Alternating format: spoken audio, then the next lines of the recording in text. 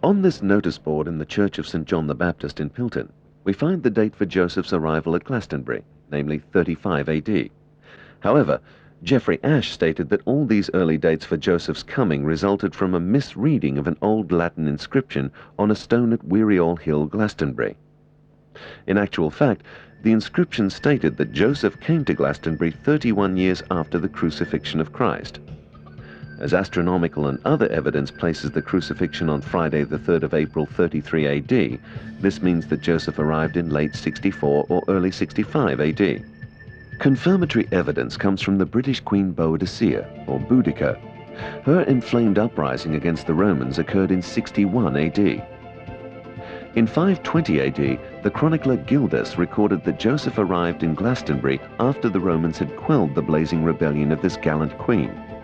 During the uprising, an event occurred in Caistor in Lincolnshire that was to dictate Joseph's future. Simon the Zealot was one of Christ's original 12 apostles. He taught in North Africa and then evangelized Eastern England as apostle to Britain. The Romans arrested him during Boadicea's uprising. They then crucified Simon the Zealot in Caistor on the 10th of May 61 AD.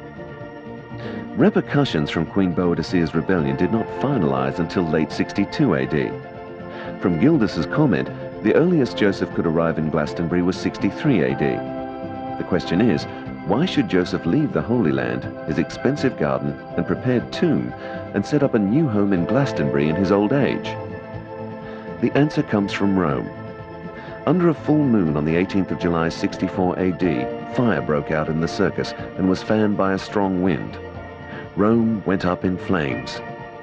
To deflect suspicion from himself, the Emperor Nero blamed the Christians, which started a period of intense persecution of them around the Roman Empire. By late 64 or early 65, this persecution forced Joseph to leave Judea with his friends for the most quiet part of the empire he knew. Because Joseph became prominent again at this point in history, many of the Grail legends erroneously have him in prison for around 40 years. It is consistently recorded that Joseph sailed with 16 companions from Caesarea in the Holy Land. They included Mary, the mother of Jesus. In obedience to Christ's command from the cross, Mary was looked after by the Apostle John until he first went to Ephesus about 58 AD, after which early documents say she was placed back in Joseph's care. As they left Caesarea, Joseph's other companions included Mary Magdalene and Joseph's son Illud Josephus. Here in Western England and Wales, Illud was destined to become known as a man of Israel and the Ancient Man.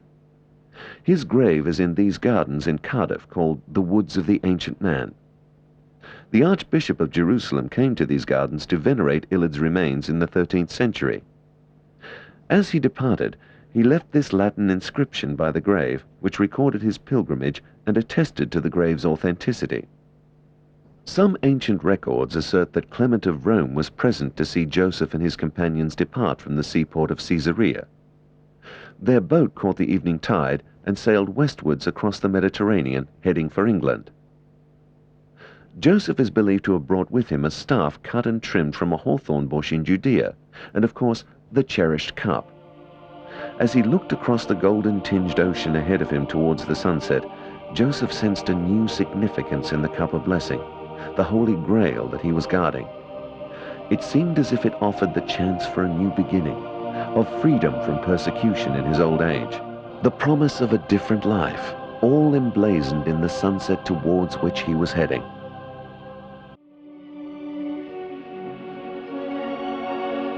The Holy Grail, where scripture and history, miracle and fact, past and future meet irresistibly and beautifully in a symbol of blessing. At the Last Supper, Christ promised that he would drink from the cup anew with his followers at his return, when we all meet together in his kingdom.